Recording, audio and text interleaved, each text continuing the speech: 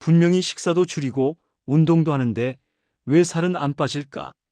혈당도 잡고 싶고 몸도 가볍게 만들고 싶은데 왜 항상 제자리일까? 많은 분들이 이렇게 말합니다. 내 의지가 약해서 그래요. 하지만 아닙니다. 문제는 의지가 아니라 세포입니다. 우리 몸의 세포는 원래 부드럽고 말랑하지만 나이가 들면 점점 굳어져 영양소가 제대로 들어가지 못합니다. 마치 낡은 스펀지가 물을 흡수하지 못하는 것처럼요. 그래서 아무리 좋은 음식을 먹고 운동을 해도 변화가 느껴지지 않는 겁니다. 그렇다면 이 굳은 세포를 다시 깨워줄 방법은 없을까요? 놀랍게도 아침 소금물 한 잔이면 충분합니다. 하루를 시작하기 전 따뜻한 물 한 컵에 소금 한 꼬집을 섞어 천천히 마신다고 상상해 보세요. 밤새 굳어있던 세포가 다시 말랑해지며 몸 안의 에너지가 딸깍하고 켜지는 순간이 옵니다. 그 작은 변화가 뱃살, 혈당, 붓기, 피로까지 바꾸는 놀라운 시작이 되는 거죠. 지금부터 당신의 세포가 깨어나는 7일간의 기적을 함께 시작해 볼까요? 영상을 시청이 준비되셨다면 좋아요와 구독, 그리고 알림 설정 꼭 눌러주세요. 저에게 엄청난 힘이 됩니다. 자, 그럼 병원에서도 알려주지 않는 이야기 지금 시작하겠습니다. 예전엔 밥 한 공기 뚝딱 먹고도 거뜬했는데 요즘은 반 공기만 먹어도 배가 불러요. 그런데 이상하게 살은 안 빠지네요. 50대 중반의 김성호 씨는 요즘 몸이 낯설게 느껴집니다. 젊을 땐 야근을 해도 피곤한 줄 몰랐지만 이제는 아침에 일어나기도 버겁습니다. 운동을 시작해 보려 해도 조금만 뛰면 숨이 차고 머리가 띵하죠. 식단도 바꿨습니다. 흰쌀밥 대신 잡곡밥, 고기 대신 채소, 퇴근 후엔 술도 줄였지만 거울 앞에 서면 여전히 배만 불룩 나와 있습니다. 도대체 왜 안 빠질까? 성호 씨는 자신이 의지가 약하다고 자책했습니다. 하지만 진짜 이유는 따로 있었습니다. 그의 몸속 세포들이 이미 단단히 굳어버렸기 때문입니다. 우리 몸의 세포는 원래 젊을 때는 말랑말랑합니다. 이 말랑한 세포는 마치 스펀지처럼 영양소를 빨아들이고 노폐물은 부드럽게 내보내죠. 하지만 나이가 들면 세포막이 점점 딱딱해져 버립니다. 이걸 의학적으로 세포막 유동성 저하, 즉 세포가 굳어서 영양의 통로가 막히는 현상이라 부릅니다. 이 상태에선 아무리 좋은 음식을 먹어도 그 영양소가 세포 안으로 들어가지 못하고 혈액 속을 떠돌게 됩니다. 포도당이 세포 안으로 들어가야 에너지로 쓰이는데 문이 닫혀 있으니 갈 곳이 없죠. 결국 이 남은 당이 지방으로 변해 뱃살로 쌓이고 혈당은 점점 높아집니다. 그 결과 피로는 쌓이고 조금만 움직여도 몸이 기름 떨어진 엔진처럼 무거워집니다. 그의 세포들이 이미 오래전부터 단단히 굳어 있었기 때문입니다. 세포가 딱딱해지면 혈액 속의 당이 에너지로 전환되지 못하고 그대로 복부에 저장됩니다. 식사량을 줄여도 운동을 해도 변화가 더딘 이유가 바로 이겁니다. 이때 필요한 것이 바로 소금물 속 미네랄의 힘입니다. 굳은 세포막에 활력을 주고 닫혀있던 영양 통로를 열어줍니다. 이 통로가 열리면 포도당이 혈액에서 세포 안으로 자연스럽게 흡수되어 에너지로 쓰이기 시작하죠. 성호 씨처럼 피로하고 무거운 몸은 사실 에너지가 부족해서가 아니라 에너지가 쓰이지 못하는 상태인 겁니다. 소금물은 이 막힌 회로를 다시 켜주는 스위치입니다. 이 작은 변화 하나가 혈당을 안정시키고 복부 지방을 줄이며 오후마다 쏟아지던 졸음과 무기력을 개선합니다. 결국 살이 안 빠지는 이유는 식단이 아니라 세포의 노화입니다. 그리고 세포의 노화를 되돌리는 가장 간단한 방법이 바로 아침 소금물 한 잔입니다. 하루의 시작에 따뜻한 소금물 한 잔을 마셔보세요. 굳어있던 세포가 말랑해지고 피로는 줄며 몸은 다시 활력을 되찾습니다. 성호 씨처럼 도대체 왜 안 빠질까 하던 의문이 이제야 몸이 살아나는구나로 바뀌는 순간을 당신도 경험하게 될 겁니다. 다른 예로 58세 박미정 씨는 몇 달째 다이어트를 시도 중입니다. 저녁엔 밥 한 공기만 먹고 간식도 줄였습니다.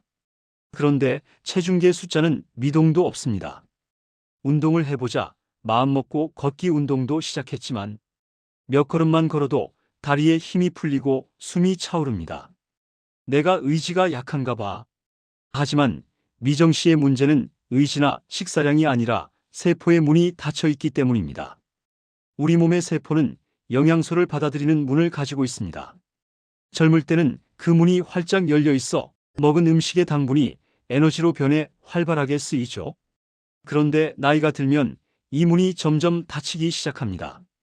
세포막이 딱딱해져 포도당이 안으로 들어가지 못하는 거예요. 포도당이 세포로 들어가지 못하면 혈액 속에 당이 넘쳐납니다. 몸은 이 당을 처리하기 위해 인슐린을 더 많이 분비하고 결국 남은 당은 지방으로 바뀌어 복부에 쌓입니다. 식사량을 줄여도 운동을 해도 뱃살이 빠지지 않는 이유가 바로 여기에 있습니다. 미정 씨도 그랬습니다. 그녀는 식단을 바꾸고 저염식까지 실천했지만 변화는 없었습니다. 그러던 중 지인의 추천으로 아침 소금물 한 잔 습관을 시작했습니다. 처음 며칠은 별다른 변화가 없었지만 일주일이 지나자 신기한 일이 벌어졌습니다. 아침에 일어났을 때 몸이 전보다 훨씬 가벼워졌고 이전에는 세탁기 한 번 돌리고 숨이 찼던 집안일이 이제는 한결 수월해진 겁니다. 거울 앞에 서서 허리띠를 매보니 조금 헐렁해졌네. 스스로도 믿기 어려운 변화였습니다. 이건 단순히 체중이 줄어서가 아니었습니다. 혈액 속에 남아있던 당분이 에너지로 전환되자 몸은 더 이상 당분을 지방으로 저장할 필요가 없어진 거죠. 그 결과 혈당이 서서히 안정되고 피로감이 줄며 뱃살은 점점 탄력을 잃고 작아졌습니다. 이 변화는 단지 숫자의 문제가 아닙니다. 세포가 활력을 되찾으면 몸 전체의 에너지 순환이 달라집니다. 예전에는 조금만 움직여도 숨이 찼던 일이 이젠 가볍게 느껴지고 식사 후에도 졸음이 줄어듭니다. 세포가 다시 일을 시작한 거예요. 미정 씨는 요즘 이렇게 말합니다. 예전엔 집안일 조금만 해도 다리가 아프고 피곤했는데 지금은 남편이랑 마트 다녀와도 예전보다 훨씬 덜 지쳐요. 몸이 가벼워졌어요. 소금물은 단순히 짠 물이 아닙니다. 세포에 잠긴 문을 여는 열쇠입니다. 한 잔의 미지근한 소금물은 세포를 깨우고 당분이 지방으로 변하지 않도록 돕습니다. 그 결과 혈당은 안정되고 복부의 지방은 에너지로 바뀌며 하루의 피로는 눈에 띄게 줄어듭니다. 나이가 들어도 세포는 다시 젊어질 수 있습니다. 매일 아침 식사 전 미지근한 소금물 한 잔을 천천히 마셔보세요. 당신의 몸은 점점 가벼운 리듬을 되찾게 될 겁니다.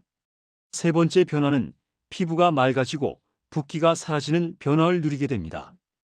63세 이미자 씨는 아침마다 한숨이 나옵니다. 밤새 푹 자고 일어나도 얼굴이 퉁퉁 부어있고 발등이 부어서 신발 신기도 버겁습니다.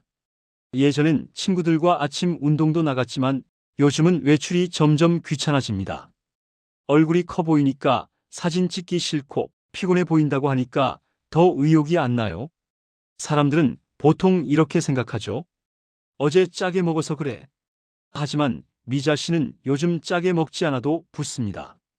이건 단순히 염분의 문제가 아닙니다. 몸속 세포가 딱딱해져 수분이 제대로 순환하지 못하는 상태 때문이에요. 우리 몸의 수분은 원래 세포 안과 밖, 그리고 혈관 속에서 균형을 이루며 순환해야 합니다. 그런데 나이가 들면 세포막이 굳어져 세포 안으로 들어가야 할 물이 들어가지 못하고 밖에만 고이게 됩니다.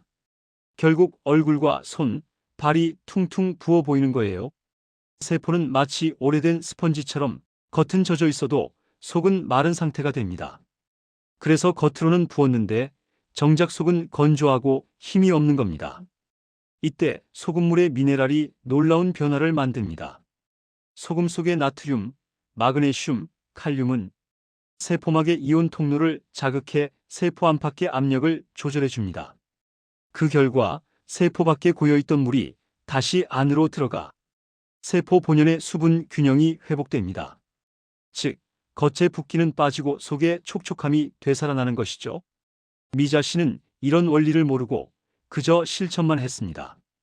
딸이 유튜브에서 보고 아침에 소금물 마셔보라길래 반신반의하면서 따라했어요. 첫날은 별 느낌이 없었습니다. 둘째 날엔 화장실을 조금 더 자주 갔고, 넷째 날 아침 거울을 보다 깜짝 놀랐습니다. 얼굴이 좀 덜 부었네. 눈꺼풀이 전보다 가벼워졌고 손가락이 붓지 않아 반지가 쏙 들어갔습니다. 일주일이 지나자 화장할 때 피부가 매끈하게 느껴지고 피부 좋아졌어요 라는 말을 듣기 시작했습니다. 무겁게 처졌던 얼굴선이 조금씩 정리되고 피부에 생기가 돌면서 자신감도 함께 돌아왔습니다. 이 변화는 단순히 미용의 문제가 아닙니다. 세포가 살아난다는 신호입니다.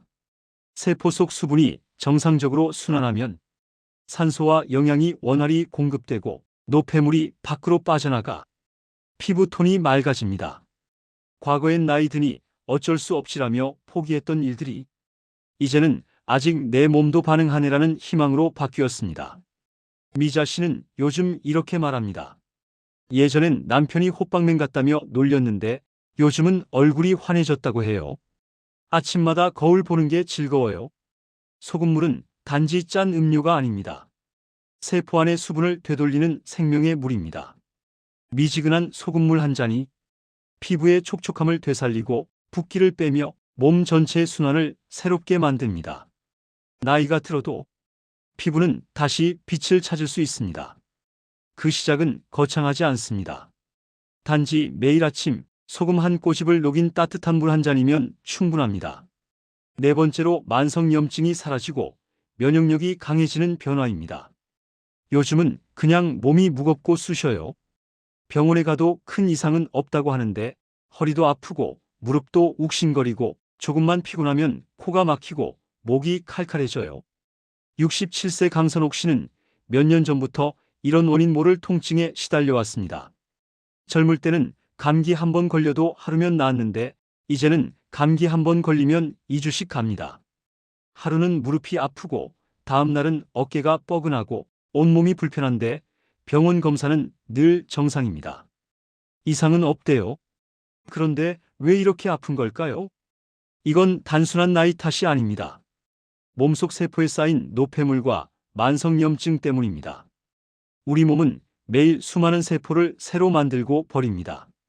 그 과정에서 생긴 찌꺼기, 노폐물, 독성 물질이 제때 배출되지 못하면 세포와 조직에 쌓이게 됩니다. 이 노폐물은 시간이 지나면서 주변 조직을 자극하고 몸은 이를 적으로 착각해 백혈구를 보내 공격합니다. 이게 바로 만성염증의 시작입니다. 처음엔 미세한 통증이나 피로감으로 나타나지만 점점 관절통, 어깨 결림, 잦은 감기, 알레르기 같은 증상으로 번집니다. 이 상태가 오래 지속되면 면역 체계는 과로 상태에 빠지고 정작 진짜 세균이나 바이러스가 들어왔을 땐 힘을 제대로 쓰지 못합니다. 소금물은 이 악순환을 끊는 단순하지만 강력한 방법입니다. 소금물 속의 미네랄 나트륨, 아연, 마그네슘은 딱딱하게 굳은 세포막을 부드럽게 만들어 세포 안에 쌓인 노폐물을 바깥으로 밀어냅니다. 즉, 세포 안의 찌꺼기 쓰레기통을 청소하는 셈이죠. 노폐물이 빠져나가면 몸은 굳이 공격할 필요가 없어지고 백혈구가 불필요하게 활발해지는 염증 반응이 잦아듭니다. 또한 마그네슘과 아연은 면역세포의 활성 스위치 역할을 합니다. 몸이 실제로 방어해야 할 바이러스나 세균에는 정확하고 빠르게 대응할 수 있도록 도와줍니다.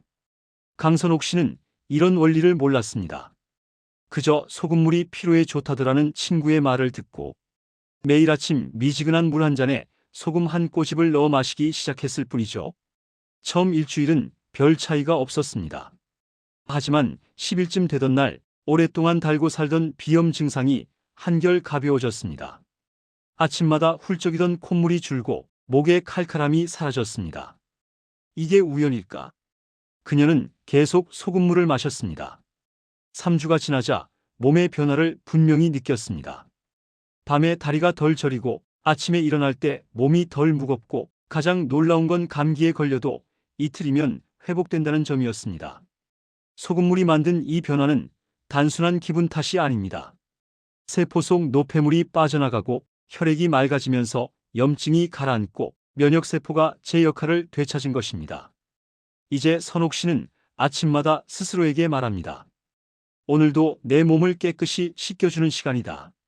그녀는 소금물 한 잔을 천천히 마시며 몸 안 세포들이 다시 호흡을 시작하는 걸 상상합니다. 이 작은 루틴이 하루를 버티는 힘이 되었고 예전보다 훨씬 덜 피로하고 감기 한 번 걸리지 않는 건강을 선물해 주었습니다. 소금물은 염증의 불을 끄는 천연 진정제입니다. 몸이 붓고 아프고 잦은 피로감이 계속된다면 그건 세포가 보내는 신호입니다.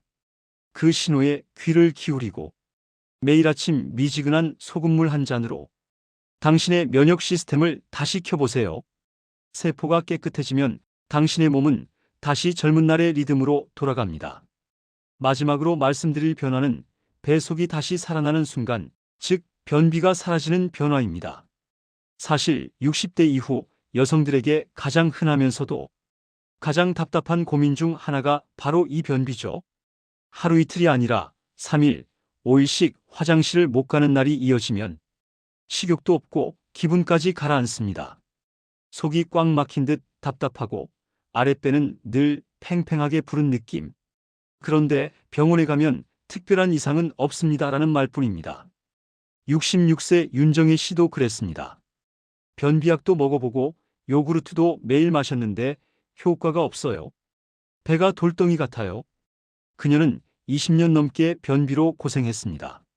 하루가 멀다 하고 약국에서 변비약을 사 먹었지만 며칠 지나면 다시 원상태로 돌아왔습니다.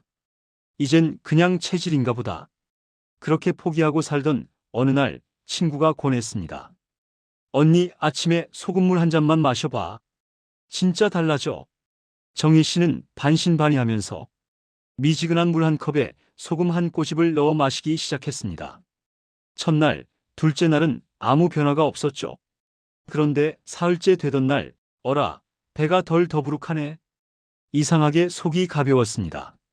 그리고 넷째 날 아침, 놀라운 일이 벌어졌습니다. 거의 5일 만에 자연스럽게 배가 시원하게 비워진 것이었죠. 억지로 힘주지 않아도, 변비약을 먹지 않아도 말이에요. 그녀는 그날 하루 종일 몸이 가벼웠고 오랜만에 식사 후에 포만감 대신 상쾌함을 느꼈습니다. 왜 이런 변화가 생겼을까요? 그 비밀은 소금물의 삼투압 작용과 장운동 자극 효과에 있습니다. 소금물은 장벽의 근육을 자극해 잠들어 있던 연동운동배를 움직이는 근육 운동을 깨워줍니다. 이때 나트륨이 장근육의 수축을 도와 뱃속에서 움직임의 리듬을 만들어주죠. 또한 소금물이 장 안의 농도를 높이면 몸속 조직에서 수분이 자연스럽게 장으로 끌려 들어옵니다. 이 물이 딱딱해진 변을 부드럽게 만들어 배출을 쉽게 돕습니다. 그래서 억지로 힘주지 않아도 자연스럽게 화장실을 찾게 되는 거예요. 이건 단순히 배변의 변화가 아닙니다. 장 속의 독소와 노폐물이 빠져나가면 몸 전체의 순환이 달라집니다. 피부가 맑아지고 머리가 맑아지고 하루 종일 이어지던 피로감이 사라지죠. 윤정혜 씨는 지금도 매일 아침 소금물을 마십니다. 예전엔 변비 때문에 하루 종일 기분이 안 좋았는데 지금은 속이 가벼워서 아침이 기다려져요. 그녀는 변비가 사라진 후 자연스럽게 체중도 2kg 줄고 피부톤도 밝아졌다고 말합니다. 무엇보다 내 몸이 다시 돌아왔다는 느낌이 든답니다. 소금물 한 잔은 이렇게 단순하지만 강력한 변화를 만듭니다. 세포를 깨우고 혈당을 안정시키고 붓기를 가라앉히며 마지막엔 장까지 움직이게 만듭니다. 매일 아침 공복에 따뜻한 물 한 컵에 소금 한 꼬집. 이 단순한 습관이 몸속 순환을 되살리고 당신의 하루를 새롭게 열어줄 것입니다. 이제 당신의 몸도 변화를 준비할 때입니다. 뱃살이 줄고 붓기가 빠지고 피부가 맑아지고 면역이 강해지고 마지막으로 배속까지 가벼워지는 놀라운 변화. 그 모든 시작은 아침 소금물 한 잔. 이 영상 또는 글이 도움이 되셨다면 좋아요, 구독, 그리고 공유로 당신 주변에 사랑하는 분들에게도 이 변화를 선물하세요. 그렇다면 우리는 어떤 소금과 얼마큼의 소금을 먹어야 할까요? 소금은 모두 짠맛을 내지만 몸에 들어가면 효과가 조금씩 다릅니다. 그 차이는 소금이 만들어지는 방식, 남아있는 미네랄의 양, 그리고 정제 정도 때문이에요. 그럼 어떤 걸 먹어야 할까? 한번 차근차근 살펴볼게요.